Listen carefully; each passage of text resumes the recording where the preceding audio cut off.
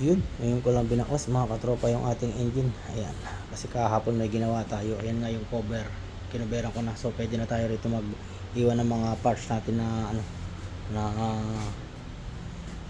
hindi na mababasa mga katropa. So ayan yung mga parts niya. Ayan, sila ay nakababad sa langis. Ayan, yung iba yung wiring harness, tsaka injector. Ayan, ito yung kanyang cylinder head. Ayan, no? 1, 2, 3 pinasok ng tubig mga katropa, yung 1, 2, 3. Ayan, halata naman, no? Sa oil pan meron din nakapasok. Saka yung intake, may tubig din itong intake na to. Ayan,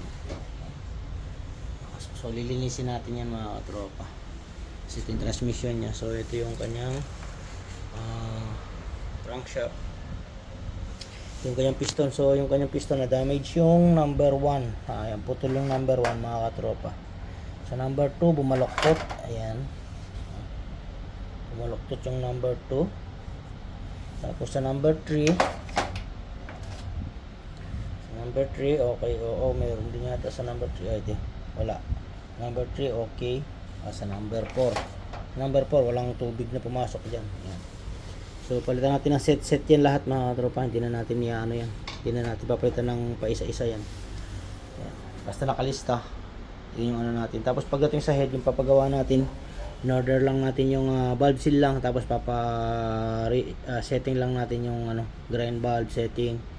Ayan, walang hindi natin papalay o skimming. Hindi natin skimming yan, wala namang overheat mga katropa. So hindi naman naapektuhan yung pace niyan. Then pagdating dito sa bore, kinalawang yan, di ba? Meron akong picture niya. Siyempre bago ako nilinis yan, ini-inspection ko mga katropa kung meron bang tama, para ma-request kung ano yung dapat palitan o ano yung dapat gawin. Yan, kaya ako niliha. Yan, medyo okay naman yung wala naman tama sa bore, kaya as is yan, ganyan. So yung papalitan nga natin dyan, siyempre mga overhauling gasket. So sa Mazda kasi hindi tayo makakuha ng pag original pa isa-isa yan, part number by part number yan. So wala siyang set. Siguro yung mga OEM may isang set yan na nabibili. So ito yung kanyang head gasket yan. Kaya ayun, siyempre pupunta rito yung insurance, kasi claim sa insurance para tignan yung parts na pinapapalitan natin mga katropa. So yun lang mga katropa yung natin ngayon.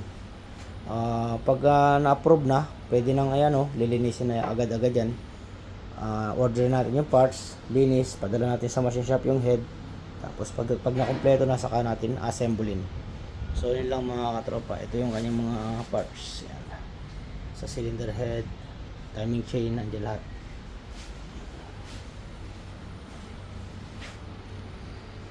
Yung ibang babaha naman, hindi naman ganito. Yung iba bumabaloktot lang ng konti, pero ito matindi. Meron yung isang CX-30 ganun din, bumaloktot, naputol din. Meron naman yung iba konting baloktot lang.